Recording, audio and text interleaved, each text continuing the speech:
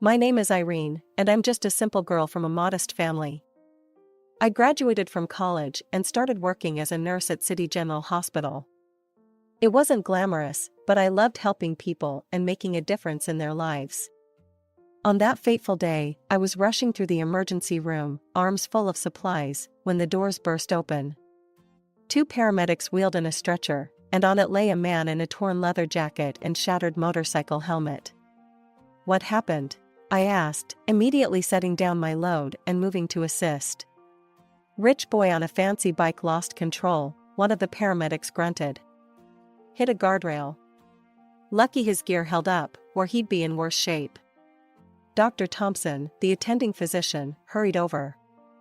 "Irene, I need your help here." We worked quickly, removing the man's protective gear and assessing his injuries. Despite the severity of the crash, he seemed to have escaped with only a broken arm and some nasty bruises. As we cut away his shirt, I couldn't help but notice his toned physique and the expensive watch on his wrist. Where am I?" the man groaned, regaining consciousness. "You're at City General," I told him softly. "You've been in an accident, but you're going to be okay." His eyes fluttered open, revealing startling blue irises. He looked at me, dazed, then managed a weak smile. "An angel," he mumbled, before passing out again. I felt my cheeks flush and quickly busied myself with preparing his drip. "Looks like you've got an admirer, Irene," Dr. Thompson chuckled. "This is Jake Thornton, son of Richard Thornton. You know, the guy who owns half the city?"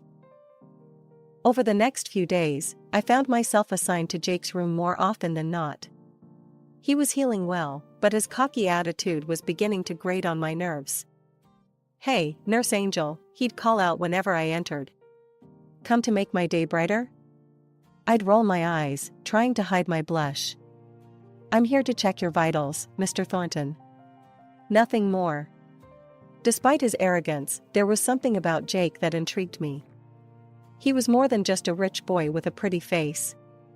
When he thought I wasn't looking, I'd catch him reading complex financial reports or speaking fluent Mandarin on his phone. On the day of his discharge, I felt an unexpected pang of sadness.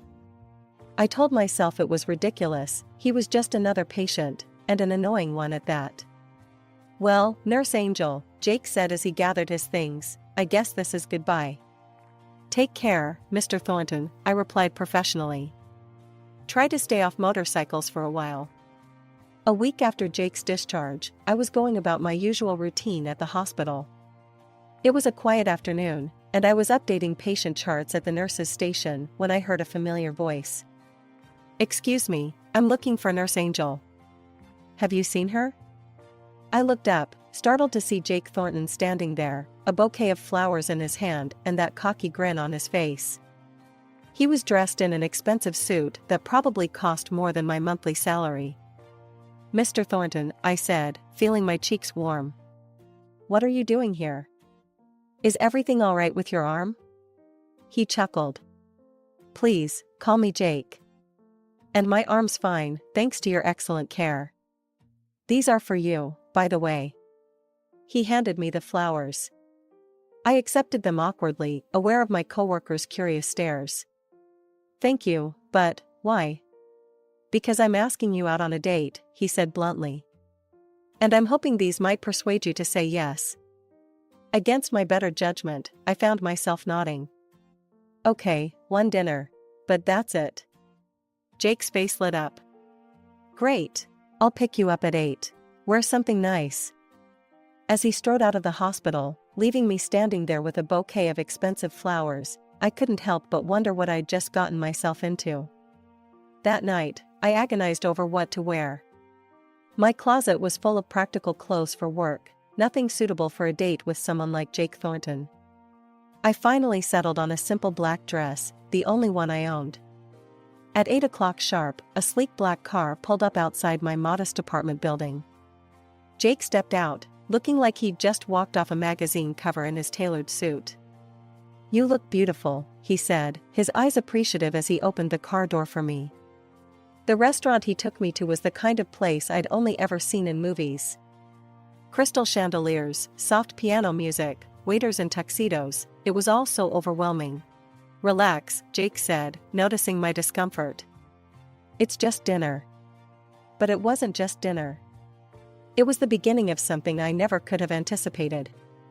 As we talked, I discovered that beneath his cocky exterior, Jake was intelligent, funny, and surprisingly down-to-earth. He told me about his work as a financial director in his father's company, and I found myself sharing stories about my life and my passion for nursing. "You know," Jake said as we were finishing dessert, "I've dated a lot of women, but I've never met anyone quite like you, Irene." I laughed. "I'm sure you say that to all the girls." "No," he said, his tone serious. "I mean it. You're real. Genuine. It's refreshing." As he drove me home that night, I realized that I was in dangerous territory. But when he kissed me goodnight, soft and sweet, all my reservations melted away. And as I watched his car disappear into the night, I knew that my life was never going to be the same again. The weeks that followed were like a dream. Jake and I started dating regularly, and I found myself falling harder for him with each passing day. But reality had a way of intruding on our fairy tale. The first time Jake took me to meet his parents, I knew immediately that they disapproved of me. "So, Irene," Jake's mother, Elizabeth Thornton, said coolly, "Jake tells us you're a nurse?" I nodded, trying to hide my nervousness. "Yes, at City General." "How quaint," she replied, her tone making it clear she thought it was anything but. Jake's father, Richard, barely looked up from his newspaper. "And your family? What do they do?" "My father's a retired police officer, and my mother's a teacher," I said proudly. Elizabeth exchanged a look with her husband that spoke volumes. It was clear they thought I wasn't good enough for their son. As we left that night, Jake squeezed my hand reassuringly. "Don't worry about them," he said. "They'll come around eventually." But I wasn't so sure. The disapproval of Jake's parents cast a shadow over our relationship, one that I couldn't quite shake. Despite this, Jake and I grew closer. He showered me with affection and gifts, taking me to places I'd only ever dreamed of. But I never felt comfortable in his world of wealth and privilege. I was always acutely aware of how different we were. One night, after a particularly lavish date, I confronted Jake about it. "Why me?" I asked. "You could have any woman you want. Someone from your world. Why choose a simple nurse?" Jake cupped my face in his hands. "Because you're real, Irene. You're not with me for my money or my name. You see me for who I really am." His words touched me deeply, and I pushed my doubts aside. I loved Jake, and he loved me. Wasn't that all that mattered? 6 months into our relationship, Jake proposed. It wasn't a grand, elaborate affair, just the two of us, on the rooftop of my apartment building under the stars. It was perfect. We decided on a simple ceremony, much to the dismay of Jake's parents. But Jake stood firm, insisting that it was our day, not theirs. As I walked down the aisle, seeing Jake's beaming face, I felt like my heart might burst with happiness. This was the beginning of our forever. After the wedding, we moved into Jake's luxury apartment. It was bigger than any place I'd ever lived, with a view of the city that took my breath away. "Welcome home, Mrs. Thornton," Jake said, scooping me up in his arms as we crossed the threshold. I giggled, still not used to my new name. "I love you, Mr. Thornton." Married life with Jake started off beautifully. We settled into a routine in our luxurious apartment, and I continued working part-time at the hospital. A few months after our wedding, I discovered I was pregnant. Jake was overjoyed when I told him the news. "We're going to be parents," he exclaimed, spinning me around in our living room. "I can't wait to meet our little one." The pregnancy was relatively easy, and 9 months later, I gave birth to a beautiful baby girl. We named her Lily. Jake was by my side throughout the delivery, holding my hand and encouraging me. To my surprise, Jake's parents seemed to soften a bit after Lily was born. They doted on their granddaughter, showering her with gifts and attention. However, their attitude towards me remained cool and distant. "At least you managed to give Jake an heir," Elizabeth said during one of their visits, her tone a mix of approval and condescension. I bit my tongue, reminding myself that Lily deserved to have a relationship with her grandparents, regardless of how they treated me. As the months passed, I noticed subtle changes in Jake. He started working longer hours at his father's company, often coming home late and exhausted. Our conversations became shorter, more superficial. He'd ask me to prepare his suits and shine his shoes, but rarely inquired about my day or how I was feeling. One evening, as I was putting Lily to bed, Jake came home later than usual. "Where have you been?" I asked, trying to keep the accusation out of my voice. "Working late," he replied tersely. "There's a big merger coming up. I need to be prepared." I nodded, unconvinced. "I made dinner. It's in the fridge if you want to heat it up." Jake waved his hand dismissively. "I already ate at the office." This became our new normal. Jake would come home late, barely acknowledge me or Lily, and retreat to his home office. I tried to talk to him about it, but he always had an excuse. "I'm doing this for us, Irene," he'd say. "For our future. You wouldn't understand the pressure I'm under." I felt a growing distance between us, a chasm I didn't know how to bridge. The man I married, the one who had swept me off my feet, seemed to be disappearing before my eyes. One day, I received an unexpected call from Elizabeth, Jake's mother. "Irene," she said, her voice cold and disapproving. "I hope you realize you're not fulfilling your duties as the wife of a financial director." Confused and hurt, I asked, "What do you mean?" "You didn't even bother to come to the corporate party last night," she replied. "Though perhaps it's for the best. You would have stood out among the gorgeous women there, and not in a good way." My heart sank. I hadn't known about any corporate party. Jake hadn't mentioned it to me. That evening, when Jake came home, I confronted him. "Why didn't you invite me to the corporate party?" Jake's face hardened. "Irene, let's be honest. You're too simple for those events. I'd be embarrassed to have you there." His words cut deep, confirming my worst fears.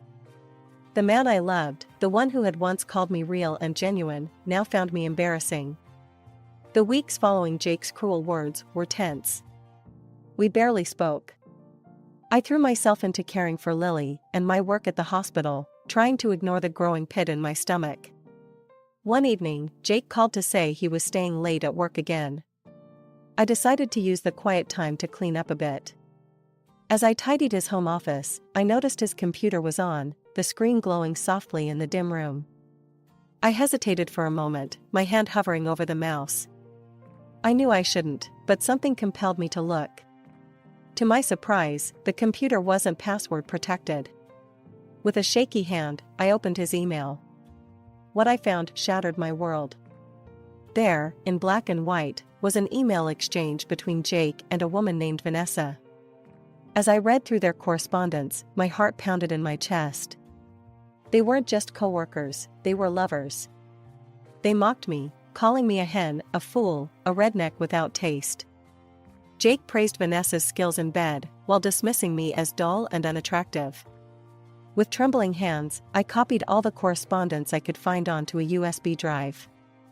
I needed proof, something concrete to confront Jake with.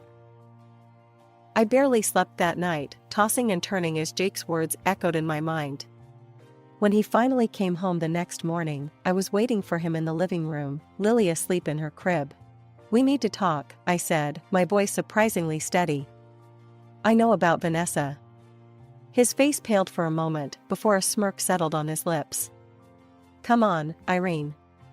Did you really think someone like me would be satisfied with someone like you?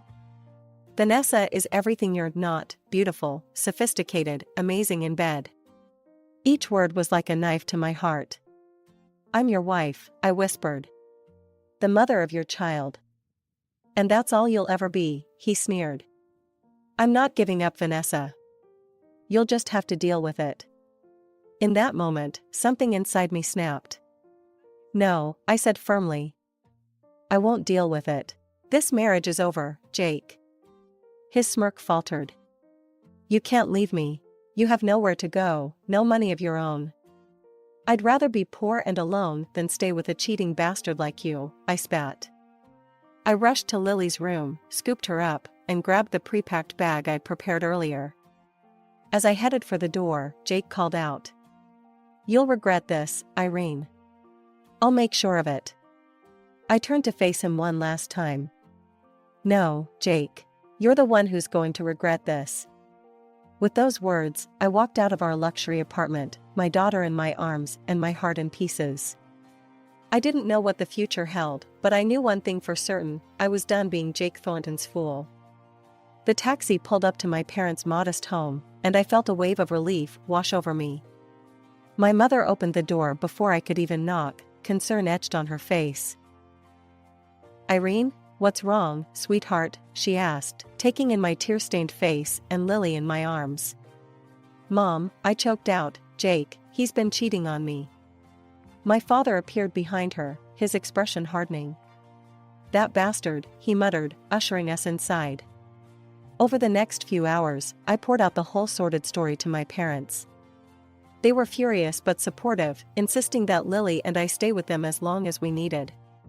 But Jake wasn't content with just ending our marriage. He wanted to destroy me completely. I was served with court papers. He was suing for full custody of Lily, claiming I was an unfit mother. The allegations in the lawsuit made me sick. Jake painted me as unstable, neglectful, an alcoholic who cheated on him. Every word was a lie, but I knew how powerful the Thorntons were.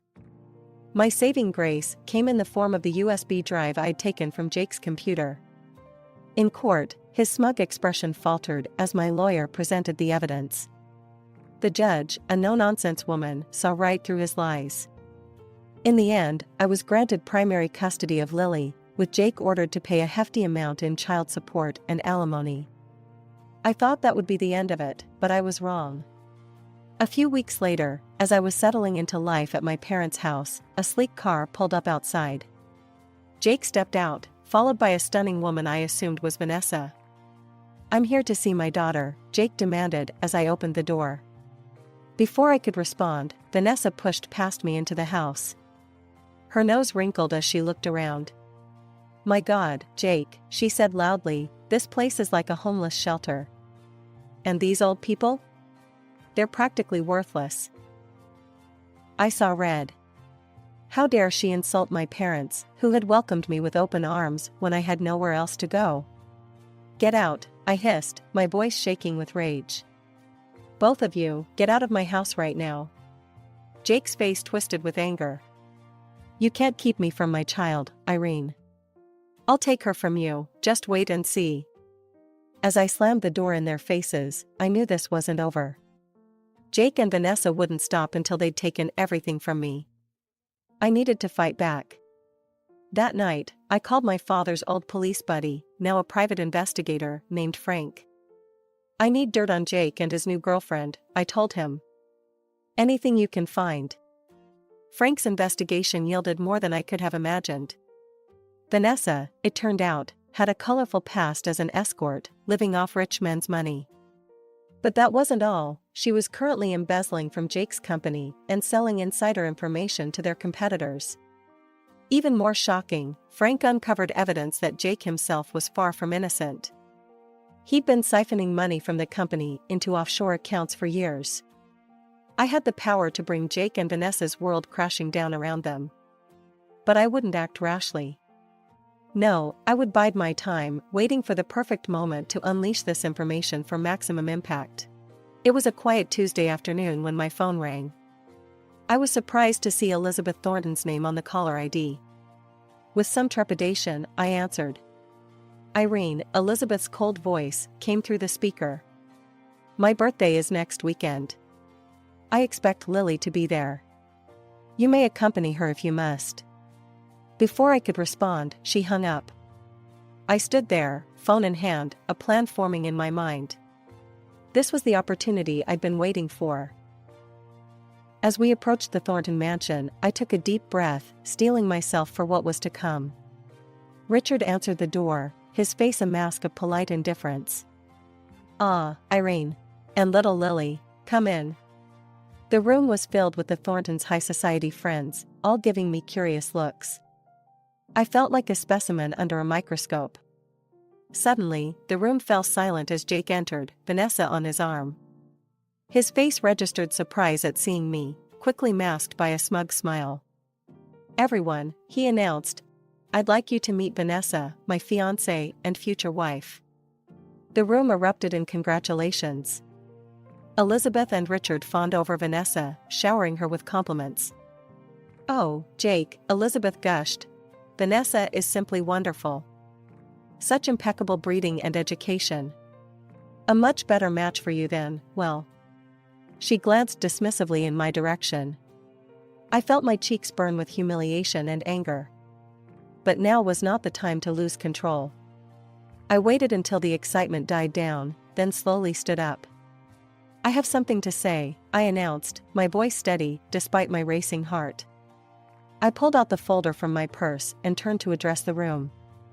"You all seem very impressed with Vanessa. But do you know who she really is?"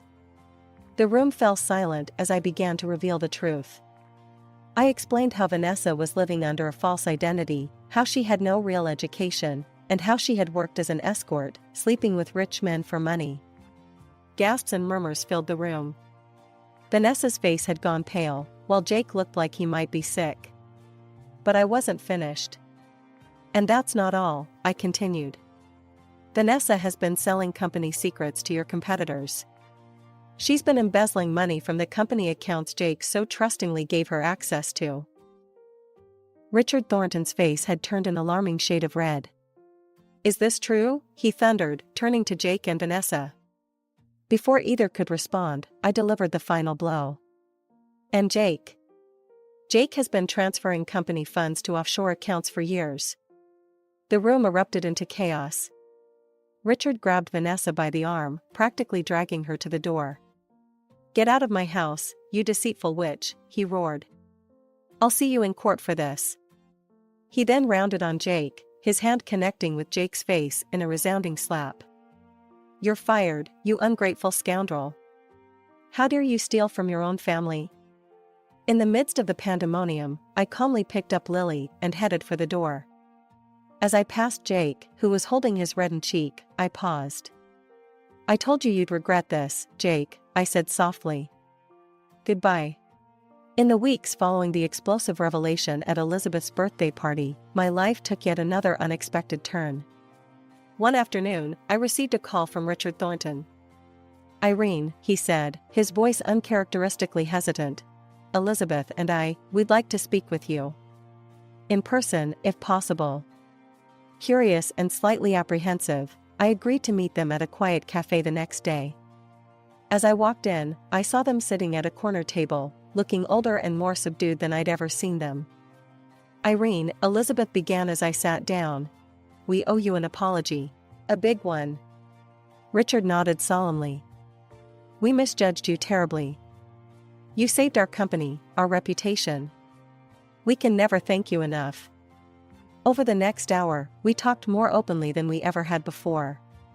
They shared their regrets, their shock at Jake's betrayal, and their hope for a fresh start. By the time we left the cafe, a tentative peace had been established between us. Life continued to evolve rapidly. Vanessa was arrested for fraud and embezzlement, facing not just a hefty fine but potential jail time. Jake, stripped of his position and his fancy apartment by his parents, left the state in disgrace. He would call occasionally to speak with Lily, but our interactions remained cold and distant. One day, Richard and Elizabeth invited me to their office. "We have something for you," Richard said, handing me an envelope. Inside was the deed to a small but lovely apartment in a nice part of town. "It's yours," Elizabeth explained. "A thank you for saving the company. And a new start for you and Lily." I was overwhelmed by their generosity. "I don't know what to say." "Say you'll accept it," Richard said warmly. "And there's more. We'd like to pay for your education. You mentioned once that you dreamed of becoming a doctor?" Tears welled up in my eyes. "A cardiologist, actually. But I never thought." "Now you can," Elizabeth smiled. Consider it an investment in our granddaughter's future. And so, at 30 years old, I found myself embarking on a new journey. Balancing single motherhood with medical school was challenging, but I was determined to succeed. Lily and I settled into our new apartment, building a life that was entirely our own.